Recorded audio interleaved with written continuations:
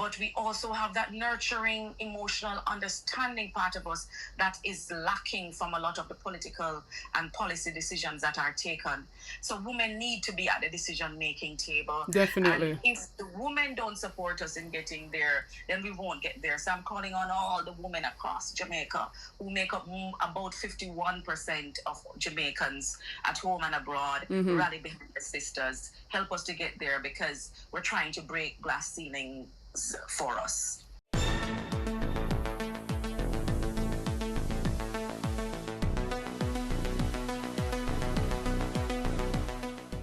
Blessed morning, Miss Burchell. Thank you so much for coming on board to the ABR News TV. This is Anissa Bell Rose. I really appreciate you taking the time out. And I have here my supporters watching, listening to you live on the program. My first interview, hopefully I don't get starstruck. Because first interview with People's National Party representative. So I am truly honored. I'm truly blessed. I'm shaking. I'm shaking. I am honored. Oh my gosh. And I must say that you are one of my favorite person from the 22 women. You and Miss Donna Scott Motley. Oh my God. Love her. And I was honored to even, pose some questions to Miss Donna Scott Motley on the Make We Talk Jeffrey program. But let us get straight into it because I know that you told me that you had some other engagement. Yes. And I'm truly blessed. I just can't say it enough. Oh my God. But as am I. Thank you so much for the opportunity and all the best and a pleasant morning to your listeners and viewers. Thank you so much, and same to you. And so I just want to give a brief introduction before we get straight to the matter at hand. Sure. And so I have here ABR family viewers live with me right now. The People's National Party candidate for the South St. James Constituency, the Deputy Gensec of the People's National Party Opposition Spokesperson on Information and Public Communication. A true woman of the soil, straight from Garland, St. James. She no run away from nowhere. She no hop from nowhere, come there. She's a true woman of the soil. A true queen indeed, a woman with so many titles. No other than a Nekeisha Burchell. Welcome again to the program. One of the 22 women who will represent the People's National Party going forward to this general election set for September 3rd, 2025. And so, my first question here, I want to just get a reaction from you as to, we see the Prime Minister currently, Andrew Holness, have been dodging around. You're muted. No, I'm right here. I'm okay. For the question. Yes, so we see the Prime Minister Andrew Holness have been dodging. We have been making calls, the People's National have been making calls for him to call this general election. And we've seen our biggest, baddest Gensec, Dayton Campbell, basically call the election the day before they were set to have their rally in Halfway Tree. And we've seen some form of political sabotage there, where he had basically done it to you when you were supposed to have some, taximan, the whole taxi drive appreciation for the taxi operators and so forth. And they basically sabotage you from having that event. And we've seen them come again. It's said that he even said that he didn't need a permit. And we know that the People's National Party had their permit to keep. But nonetheless, a true champion of the people, a Mark Jefferson Golding, who basically had no issue to put off the function until this Saturday coming. We know that they're going to roll out their manifesto this evening today. I want to get your reaction. What was your reaction when you learned of the date that our Gensec had basically called the day before? What is your reaction to the general election being set for September 3? Yeah. Okay, so first of all, I was not surprised because, as you said, Andrew did not call the election. He simply announced it because it had long been called by the People's National Party. We hadn't made those dates public, but we had been timing or events to a September 3 general election and an August 18 nomination.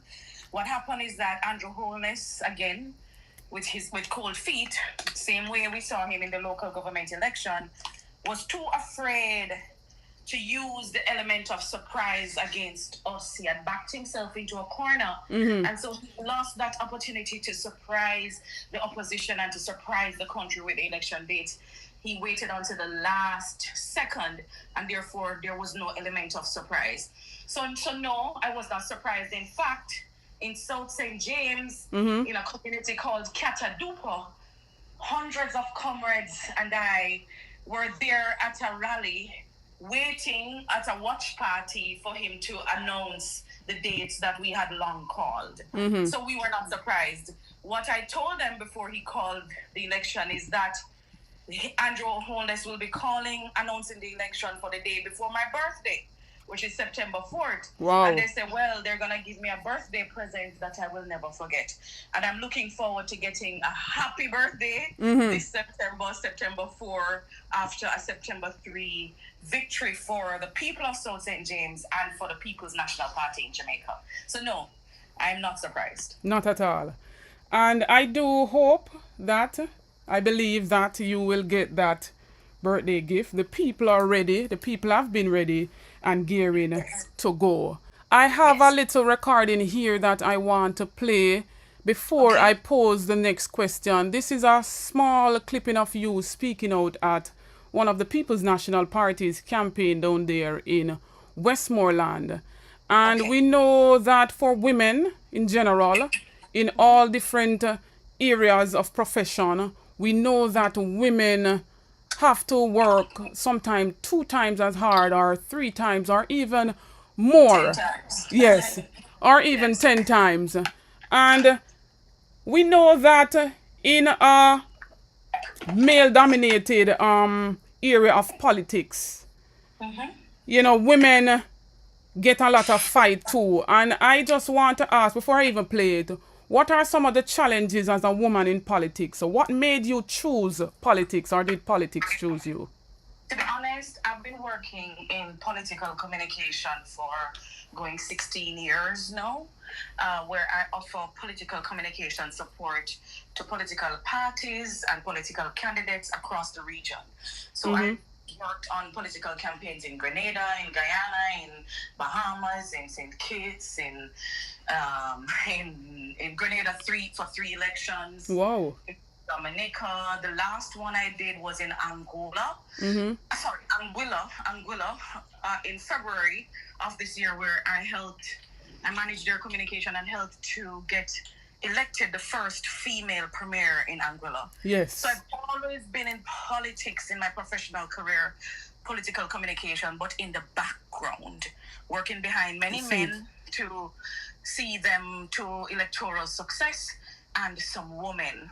I never countenanced that I would one day be doing that same kind of work for myself as a candidate, because representational politics was never attractive to me, because I've seen close up how difficult it can be for candidates. But let me tell you, working for candidates is a totally different ball game than working for yourself as a candidate in an election. And as a woman, the task is 10 times harder. When you go, for example, to try to raise funds for your campaign, and sometimes the donors, if they're males, you know, they may expect that there is some female favor that you should grant in order to get some support from them. You're also judged 10 times harder as a female. What that you're wearing, why you wear that, you shouldn't wear that, you should wear this. And especially some very patriarchal men and those who believe that they should govern how women should look and sound and behave on a campaign by some standard they've created. then they create a bar for you that you can never surpass, because it's a bar that is not real, it's not grounded in reality, and it doesn't reflect who I am personally. Another difficulty we have, especially in a constituency like South St. James, which is vast and deep rural, is that it's really hard on a woman's body to campaign physically. You're out there day in, day out.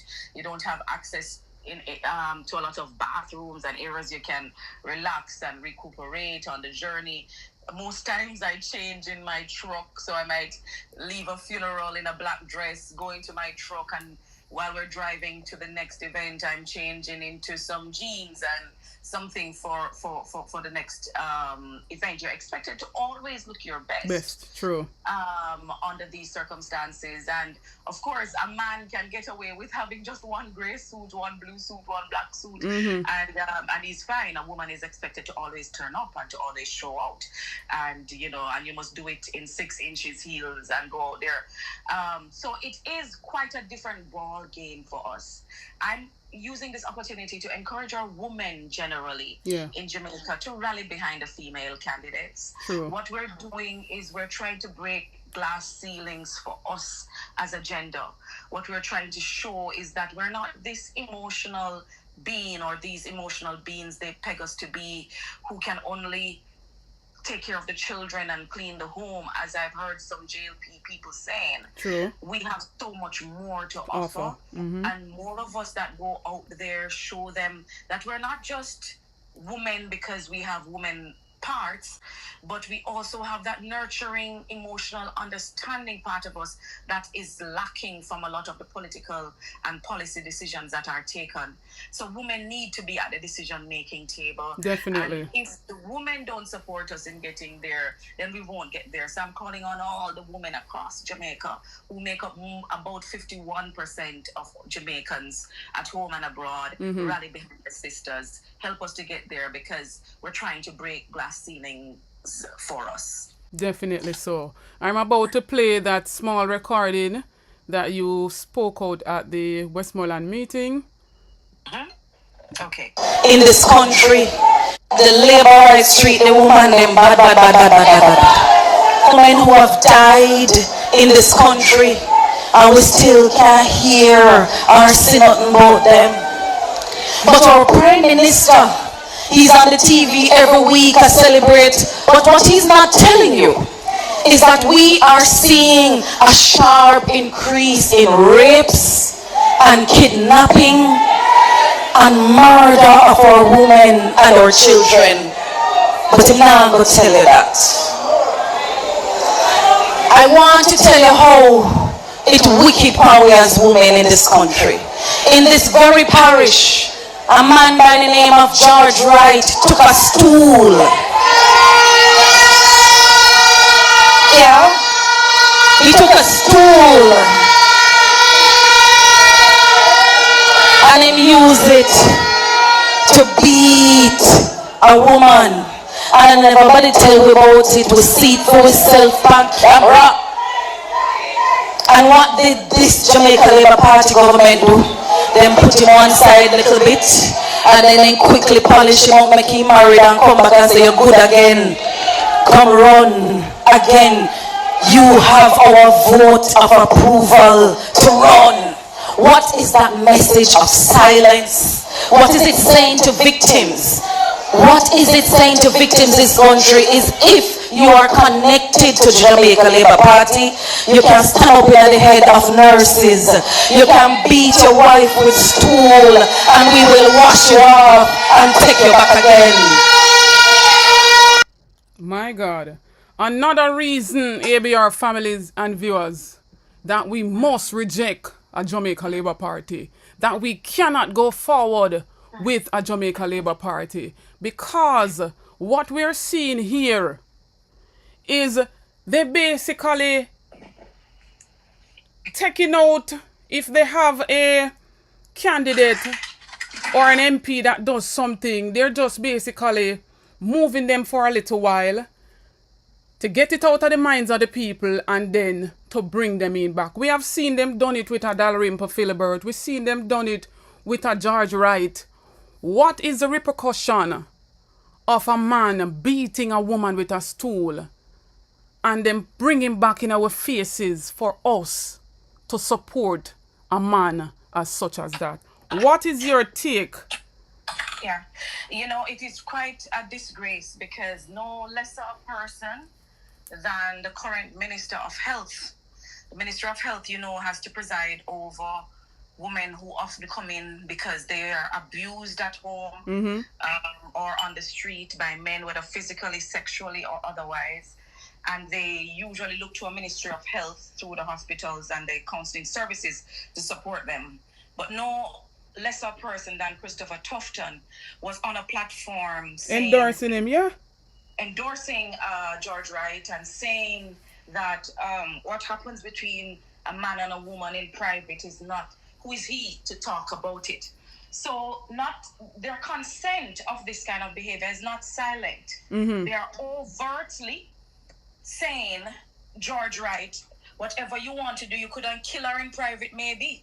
Whatever you want to do what you must do in private, and I will not comment on it. In fact, when you come back, I will come to your conference, I will come there and I will endorse you as a decent person to represent the other men and women in the constituency that he's choosing to run again.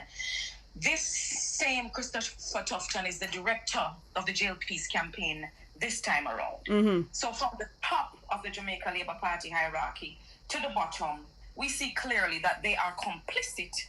They aid and they abet the abuse of this woman, and they have no challenges with dealing with another man in this boys' club as long as they're one of theirs. Wow. And so we know that you're going up against a such man. We're not going to call his name. I've seen them nickname him as 119. Yes. And I just want to say or to ask, what are some of the challenges or what are some of the deficiencies that under his watch or under his, being a member of parliament for South St. James, what are some of the challenges or some of the things that you see the people, voicing their concerns over? Well, our concerns have been largely the same in South St. James for many years. We've always had an issue with roads and water. Those are our top issues. Because we are treated as deep rural, and so we don't get that kind of holistic water and road programs that would help us to move from this underdeveloped state when it comes to those resources. What happened is that Mr. Davis is 119 is no stranger to politics. He has been a representative in South St. James for nearly 20 years. I was in a meeting with him just this last week where he boasted that he was going to be facing his 9th election, and he said it with such pride. My Yet gosh. the people in the division he represented, which is the largest division in South St. James, still do not have the things he had committed. Bear in mind, his government has been in office for nearly 10 years. Come February, it will be 10 years of Jamaica Labour Party governance, right? Bear in mind as well that 14 out of the last 18 years, the Jamaica Labour Party has been in governance in this country. Yes. So for the rear view mirror kind of review that they give, and the explanation that they give as to why they're not delivering on the promises they've made is not worthy of the conversation, because they have had 14 out of the last 18 years to make that kind of impact, and they have not. Mr. 119, or one a day as the people call him in South St. James, came in blazing. He promised that within his first 100 days, he would bring water to the communities in South St. James. In a WhatsApp group for one of the communities that we both are in just yesterday, when a constituent was checking him on a commitment he made that January of this year he would have started work, tractors would be in the community to do work on the Malden Main Road. When the constituent asked about it, he said the man was being negative and he didn't need to It is impossible for him to do everything in one term. So why promise it then, right? So what we have in Mr. Davis is a representative who you only hear his name in Parliament when the register is being marked. This man doesn't speak up, he doesn't advocate, he doesn't have the fire for the people in South St. James, because the truth is he's from St. Mary. So he really and truly doesn't understand our issues in the kind of intimate way I do, being a daughter of the soil. My parents still live there. I still maintain and address there. And so for me, this is not just a political run. It is a run from a family, from a community, from my constituency, of my heritage. And I want to bring that kind of fire and passion. That the truth is, Mr. Davis in his best days didn't have that kind of passion, that kind of fight, that kind of gut, much more now in his 20 years to bring that kind of pressure on a government to deliver on those things that the people in South St. James are demanding. And they can depend on their Nekeisha, their homegirl, to deliver on those for them and to fight for it. Indeed. We see them running around to, trying to paint a picture that the People's National Party has no plans. And they have heard it during the whole budget debate, plans after plans after plans. Plans there for small business owners, plans there for, self-employed people or public sector workers, the whole 9 yards. Plans are there for the disabled community. And as I stated, we know that the manifesto will be released today. And we know that individually, each candidate, People's National Party candidate, has their own manifesto. And so I did a little research too, and I see where you referenced that South St. James is called South Heart. And Heart is the acronym. And so you basically, put out some plans that you intend to bring forward or to implement once elected as the Member of Parliament for. So, and I want to read just a little bit from each area. So the H means heritage tourism. We are the home of the great Samuel Sharp. We are also the home of the Flagstaff Trelawney Town Maroons. And we have enough culture that can package it and sell it to the world and get the tourists into South St. James. We have heard cries from even the craft vendors.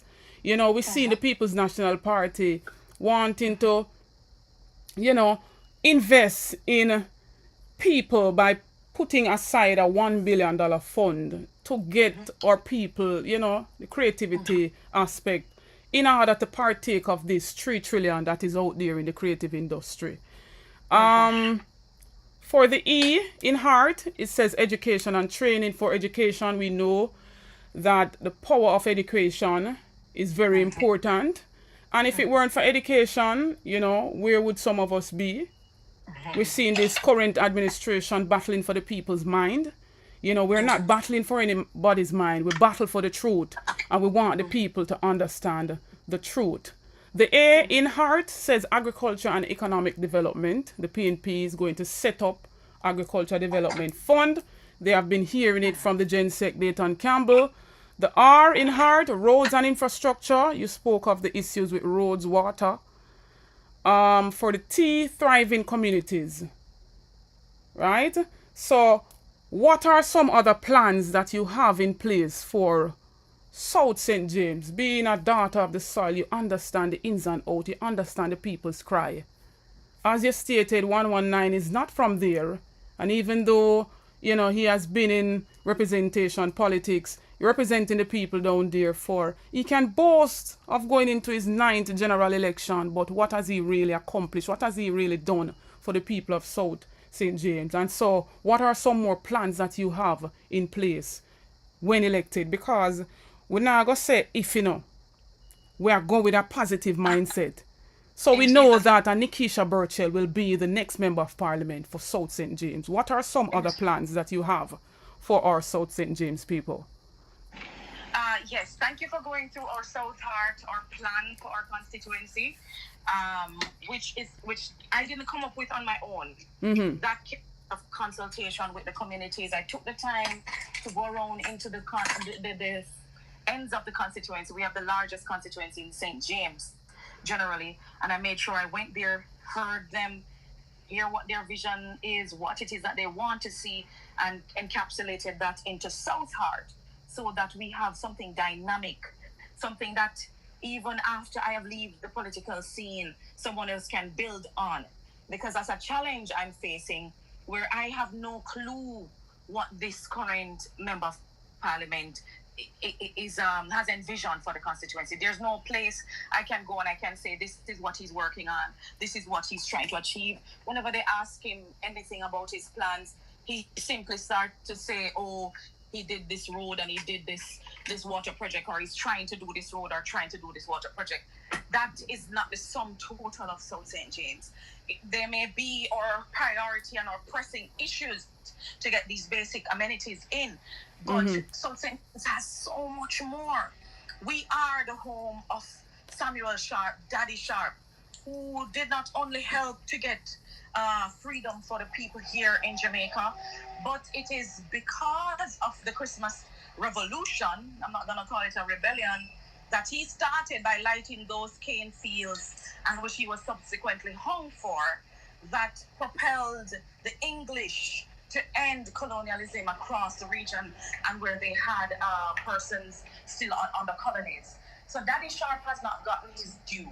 We want to create a cultural heritage that pins Sam Sharp to his international achievements and to use that to attract tourists here into St. James. So in Croydon, there's a huge estate of over 500 odd acres that a young, enterprising, private developer has. It's the most beautiful, most picturesque space. And we want to help him to attract the kind of investments that he can get there. So many big businesses in America have asked to partner with him, but when they come and they see the road to get to the property, they're turned off. So we want to use the Tourism Enhancement Fund to improve these tourism products in South St. James. To improve these tourism products in St. James, such as what exists at Croydon, what we will develop in Maroon Town, Trelawney Town, Flagstaff, Brownstone, and using our train lines and our train heritage to have little tours, little experiences so people can see what South St. James culture is like. We're going to package that and sell it to the world. Definitely, sounds good. We have a lot of entrepreneurs in South St. James, but they don't have the kind of investment in their products that would help them to be successful at it. They have these hoops that they have to go through. So land tenure, which is something that I want to advocate for in South St. James. We want to ensure that we have access to the hundreds and thousands of acres of government land that exist in South St. James that our farmers need and our small business people need to establish themselves, so they can rely on me for that. And of course, people may look at it simple, but the T in heart, which is for thriving communities, is for our green spaces, it's for our social network, it's for the provision of spaces of leisure and social cohesion, because we're setting up South St. James as a place you can also retire in. It's because of our salubrious climate. You can come there, it's cool, it rains almost every day. You can come build a little cottage, retire in peace, low crime rate, and eat from the land and feel nourished by the community. We want to set up this kind of haven. And so through the PNP's housing plan, we're getting 500 housing units in South St. James, where those who are young people who are trying to start life can have somewhere decent to live, and those who are the returning residents can have somewhere that they can start, settle in, live, and help to develop South St. James. We want a holistic South St. James that serves the young, serves the old, and is the model for rural development in Jamaica. Definitely so. Sounds very good. And other than being, we know that Nekeisha Burchell is qualified. She has the years of experience. What is Nekeisha Burchell, or who is Nekeisha Burchell outside of politics? Oh my gosh. Outside of politics, I'm quite a boring person. I'm a homebody. So if I'm not doing the political work or the social work that I do, I'm most times at home vegging out. So I'm the daughter of a pastor and a first lady, so I love to sing, and that's something that I do a lot of now on the campaign trail, at every funeral, every dead yard. I'm a part of the Gary band if needed to give some comfort to the family in times of grieving. Most of my siblings do not live here in Jamaica, so I do visit them where they live around the world when I get a free moment. I do not have children, so my whole world is how I can support the people of South St. James. So yes, quite a boring life, but I like it. I like it the way it is. It sounds interesting to me because we know that politics can be hectic, especially being a woman in politics. And so if you get time to unwind with the family, not a problem. Yes. And so I'm going to allow 2 questions from the comment section. Anybody wants to ask any question? I'm going to take 2 questions. So go ahead in the comment section. Let me see who wants to ask Miss Burchell a question. Not seeing any comments yet. Go ahead. Subscribers, drop 2 comments. Let me take some comments from you. I also have a woman of the soil in South St. James saying that I must heal up Nekeisha Burchell. Who is that? That's Miss Monica. She says she loves you. Monica. She loves you and Love Danishka. You more. Love you more. All right, so I'm not seeing any questions right now. I guess they're coming in slow. That's a good sign. It means that means means everything that you said well clear. with your questions. Yeah. All right. And so I just want to say, oh, someone says when you're ready for the theater arts, they are here. The theater arts. Yes, Oh my yes. gosh, thank you. Yeah. We have so much talent in South St. James. And yes, every opportunity I get to connect professionals to help us to boost the talent we have. In fact, I've been in dialogue with some engineers, studio engineers, and some popular entertainers who I'm going to be taking in South St. James in another couple of weeks to help our young DJs and, artists them get a bus. So that's something I'm working on in the quiet, and those who know. And you're gonna see much more of that in a couple coming weeks, Okay. in South St. James. So welcome, please come help us with the theater arts. Definitely. You heard that, Garfield. And so I just want to take the time out to say thank you again. I know that you have other engagements. I really appreciate you for taking the time out to come on the program to speak with me, so that our supporters can hear, some of your plans as to South St. James. And I trust and believe and pray that you will be victorious. Please, Nekeisha Burchell's birthday is September the 4th. Please go out, collect your voter's ID. Please to go and vote. We have to support our women. We are champions for women in politics. They have it harder than any other being. The men can do whatever, The women are, out there. 10 times harder. Work 10 times harder. And so we hear the fire in Nekeisha Burchell. As we say, we are blood and fire comrades. Right? They're having an issue with it. And we don't care what the labor rights say.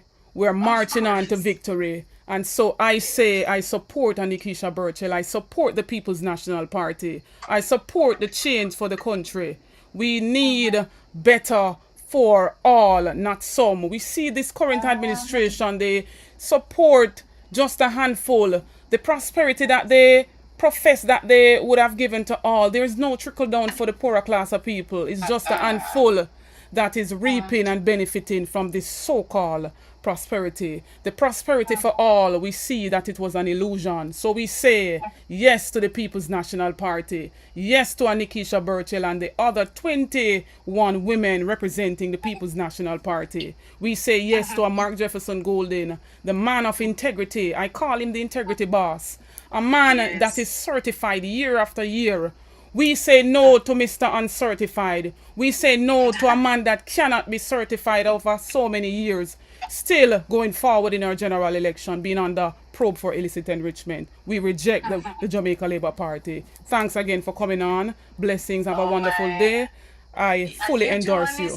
We need to have you on the platform, and you're very, very articulate, and you have lyrics for days. But I want to thank you for having me on, and thank you for choosing me to be your first interviewee on your program. I want to wish you the best as a woman in this space. Yes. Go out there, Queen, represent us as a unit well, and know that you have our 100% support in this fight that you are on to give the voice to the women and to the underserved in Jamaica. One love and a heart of love from all the people in South St. James. Blessings to you, likewise. Blessings. Okay, bye-bye. Bye.